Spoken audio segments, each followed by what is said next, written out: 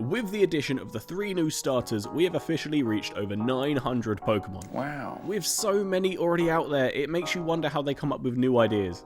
But with 8.9 million species of animal on the Earth, they're not exactly running out of inspiration. Not to mention that Pokemon aren't just limited to animals. They can be based on rocks, teacups, blobs, or whatever that is. What the fuck? So I thought I would brainstorm a few Pokemon of my own. We're going to try and keep it varied. I don't want just 5 animal Pokemon. I want to get inventive. And because of that, I also want to add another limitation. Each Pokemon I come up with has got to fall in line with an unused type combination. Because I don't think it's right that we have over 900 Pokemon and we still haven't used every type combination. So with that being said, let's just jump straight in. What Pokemon did I come up with? Well, to begin, I wanted to make a Pokemon evolution. And because I like making rules apparently, I wanted to incorporate a unique evolution method. Nothing too annoying like trading whilst holding an item or go to this one specific rock in this one region, just a unique, fun, doable, easy evolution method. And that's when I thought of Bulant. This one is likely going to be the most boring on the list because it is a normal bug type. So what Bulant is a bullet ant, and that's exactly where its name comes from. It's your kind of standard normal type Pokemon such as Rattata, where it's just an animal, but it has the benefit of having the bug typing. It's just a regular ant with big mandibles. It lives in a colony and it thrives on teamwork, just like an ant does. However, this is where it gets interesting, because if you evolve Bulant whilst he's the only Pokemon in the party, he will evolve into Antlone. Antlone is a bug dark type whose name comes from the word antlion and the words ant and alone. A Bulant will become an Antlone when it's exiled or separated from its colony. The Bulant loses its normal typing in favour for the dark typing, just to match its new bitter personality. It can even have like a fun ability where it gets an increased power on its attacks if it has an ally Pokemon, because it's trying to show off and show that it doesn't need a team in order to be powerful. All honesty, I think a bug dark type would be pretty cool, and I think this exiled ant thing is a really good concept. Moving on, and I want to introduce you to Cultifay. It would be a ground fairy type, and its name comes from the words cultivate, which means to prepare soil for crops, and fay, which means fairy.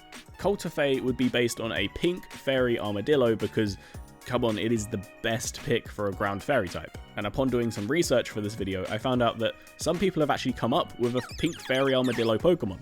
It's just that perfect. Cultivay would be a tiny skittish armadillo that burrows at the first sign of danger.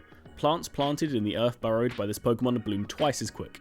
I can imagine it being a very cute companion for like a farmer in the game, and it fills that gap of a fairy ground type that we haven't seen yet. Just a quick word in between entries, if you are enjoying this video, please like and subscribe. It really does help the channel grow. We've just hit 100 subscribers, so thank you so much for all the support. But anyway, on with the video. Moving on to number 3, we have Dirtalon. My idea for this Pokemon was inspired by the bearded vulture, which is personally my favourite animal, and I think it would be a ground fighting type. I like the idea of a bird Pokemon not being a flying type, and I think the bearded vulture is definitely the best candidate for this choice. I'm going to try and avoid all innuendos while saying this, but there are a few bone-based attacks, and these are mainly for Mandibuzz and Marowak. And to be honest, this could even work as a variant form of Mandibuzz, maybe like a true male counterpart. Back to the point, a bearded vulture's diet consists mainly of bones, which means it would make a great rival for that of Marowak. I don't know about you, but I like when the Pokédex adds rivalries between Pokemon, like Zangoose and Seviper. I also think the bearded vulture lends itself to the fighting type quite well.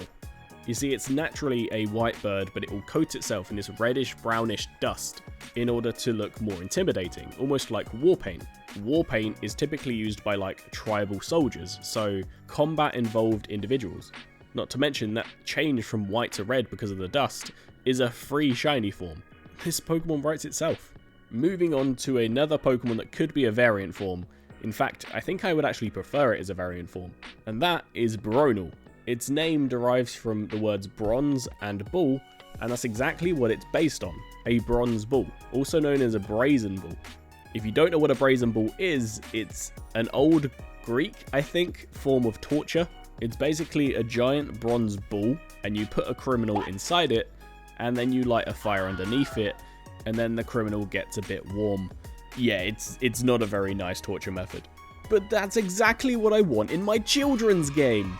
I think a Brazen Ball Pokemon would be fantastic, and I think instead of Bronull, which sounds a bit weird, we should make it a variant form of Tauros who is a normal Steel type. But where's the fire, I hear you ask? That's where his ability comes in. We can make an ability such as like combustion or internal combustion or something along them lines, which basically gives him stab on fire type moves. He then doesn't have to be a fire Steel type, which we've already got. This then also means that the Steel Ball can use Steel type moves. It can then use fire moves such as Flamethrower and get the benefit, but you can also just play it like a Tauros with extra defense and use things like Double Edge and Takedown and still get stab. Lastly on this list, we're going to steer clear of animals and go for more of a folklore type thing. And the Pokemon's name is Syndle. It will be a fairy fire type, and its name derives from the word Sylvan, which means of the wood, and Kindle, which means to start a fire. I had a short Google session and I discovered this old Russian folktale. I think it's a folktale, I'm not really sure, but it was called the Dancing Fire Maid. And it was essentially this fire fairy that would come out of a campfire and start dancing. And I was like, well, that is a great inspiration for a Pokemon, because we need a fire fairy type. Obviously, if we turn it into a Pokemon, we're not going to use a stereotypical humanoid with butterfly wings, but the concept alone I think is a very, very good starting point for a fire fairy type. This thing dances in fire, and supposedly has wings being a fairy, and there is a move called Fiery Dance, albeit I think it is an exclusive move at the moment, but that move is kind of perfect, you know? Because it would be quite fairy-like, almost like a Mew or a Celebi, it would probably make a good mythical Pokemon.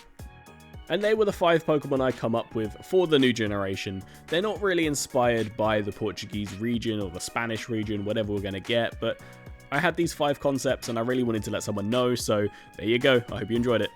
If you have any ideas or some typings for new Pokemon in the new generation, let me know in the comments down below. I read every single one, and I just love engaging with you guys. That's one of the perks of a smaller channel, is that I can really get personal with each and every one of you. And there's not much more to say. Please like and subscribe if you've enjoyed the video, be kind to each other, and I'll see you all in the next one.